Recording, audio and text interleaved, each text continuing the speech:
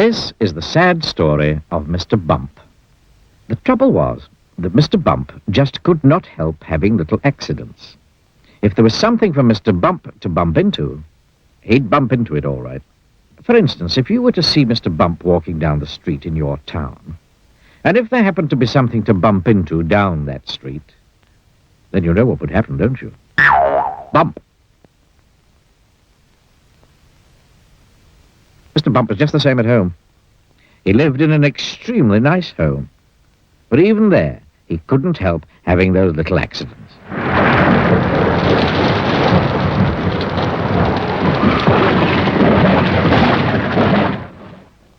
For instance, one morning when Mr. Bump went outside his house, he noticed that the chimney pot had come loose in a storm the night before.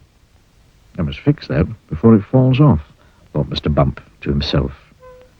And he hurried off to his garden shed to fetch a ladder.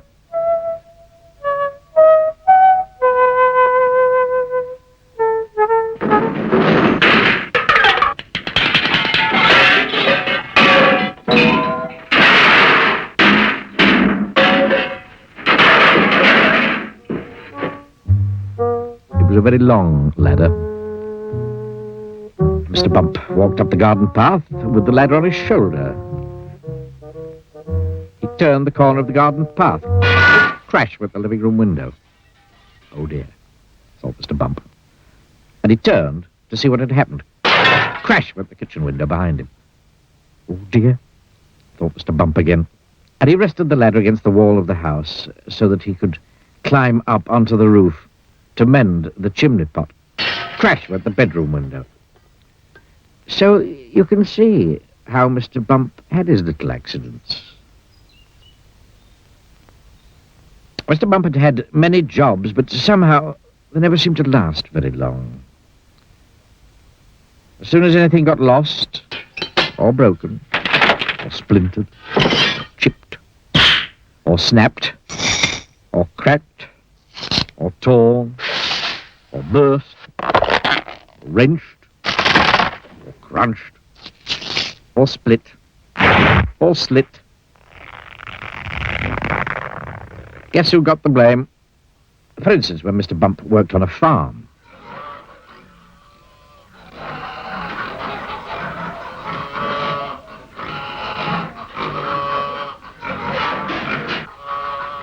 He tripped over the farm dog and spilt the milk. And the farm cat lapped it up. For instance, when Mr. Bump was a postman, he got his hand stuck in the pillar box. They had to fetch the fire brigade to come and set him free.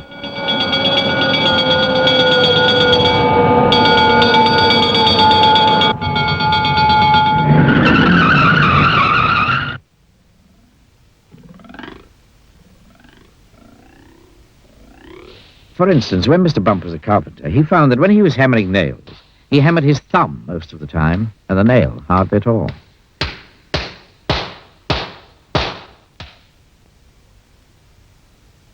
In order to recover from this series of rather unfortunate happenings, Mr. Bump decided to go away for a holiday. There, he could think about what sort of job he could do where he wouldn't be such a nuisance to everybody. So he set off to the station to catch a train to the seaside.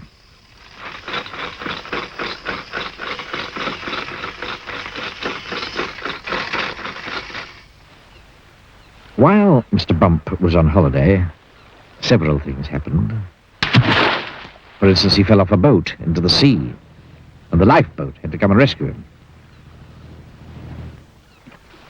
For instance, one day when he was quietly walking along the beach, minding his own business, he got his foot stuck in a bucket.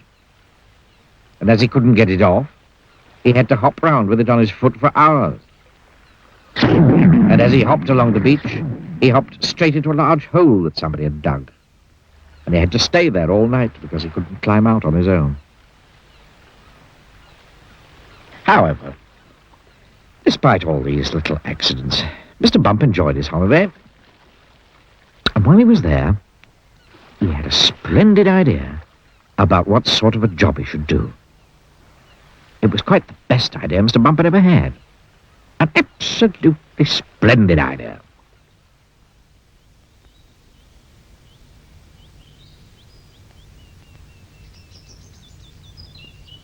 And now Mr. Bump works happily for Mr. Barley, the farmer. Mr. Barley has rather a large apple orchard on his farm, and that's where Mr. Bump works. Mr. Bump's job is picking apples. But he doesn't use a ladder to climb up the tree to pick the apples, like other apple pickers. Oh, no. No, Mr. Bump has a much better way of picking apples than that.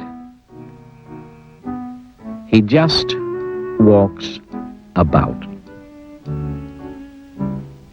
And before long, Mr. Bump, being Mr. Bump, walks into a tree. Down falls an apple, and Mr. Bump catches it. This makes the job of picking apples much easier. Mr. Bump is very pleased about his new job, and Mr. Barley is very pleased about his new apple picker.